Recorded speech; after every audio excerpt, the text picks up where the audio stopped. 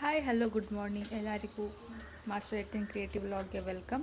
ಇವತ್ತಿನ ವ್ಲಾಗ್ ಇವತ್ತಿನ ರೆಸಿಪಿ ಬಂದು ಲೆಮನ್ ರೈಸ್ ಮಾಡ್ತಾಯಿದ್ದೀನಿ. ಸೊ ಅದಕ್ಕೆ ಬೇಕಾಗಿರುವ ಪದಾರ್ಥ ಸಾಸಿವೆ, ಜೀರಿಗೆ, ಹಸಿಮೆಣಸಿನ್ಕಾಯಿ, ಕರಿಬೇವು. ಸೊ ನಾನು ಮೊದಲನಾಗಿ ಕಡಲೆಬೇಳೆ ಮತ್ತು ಉದ್ದಿನ ಬೇಳೆನ ಫ್ರೈ ಮಾಡ್ಕೊಳ್ತಾ ಇದ್ದೆ ಅದೆಕ್ಸ್ಟ್ರಾ. ಹಾಗೆ ಕಡಲೆಕಾಯಿ ಬೀಜನೂ ಕೂಡ ಫ್ರೈ ಮಾಡಿ ನಾನು ಸೈಡಿಗೆ ಇಟ್ಕೊಳ್ತಾ ಇದ್ದೀನಿ. ಅದ ನಂತರ ನಾನು ಒಗ್ಗರಣೆಗೆ ಸಾಸಿವೆ, ಜೀರಿಗೆನ ಹಾಕಿ ಹಸಿಮೆಣಸಿನ್ಕಾಯಿ, ಕರಿಬೇವು, ಶುಂಠಿ ಮತ್ತು ಬೆಳ್ಳುಳ್ಳಿ ಏನು ಚಾಪ್ ಮಾಡಿದ್ದೆ ಅದನ್ನು ಸೇರಿಸಿ ಫ್ರೈ ಮಾಡ್ಕೊಳ್ತಾ ಇದ್ದೀನಿ. ಸೊ ನಂತರ ಅದಕ್ಕೆ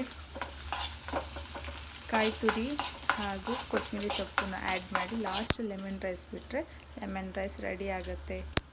ಸೊ ಅದಕ್ಕೆ ನೀವು ಸಾಲ್ಟು, ಕಲರಿಂಗ್ ಬೇಕಾದ್ರೆ ಅರಿಶಿನ ಹಾಕ್ಕೋಬೋದು, ಇಲ್ಲಾಂದರೆ ಇಲ್ಲ ಸ್ಕಿಪ್ ಮಾಡ್ಬೋದು. ಸೊ ಲೆಮನ್ ರೈಸ್ ಹಾಗೂ ಕಾಯಿ ತುರಿನ ಹಾಕ್ಕೊಳ್ತಾ ಇದ್ದೀನಿ. ಹಾಗೇನು ಫ್ರೈ ಮಾಡ್ಕೊಂಡಿದ್ದೆ ಕಡಲೆ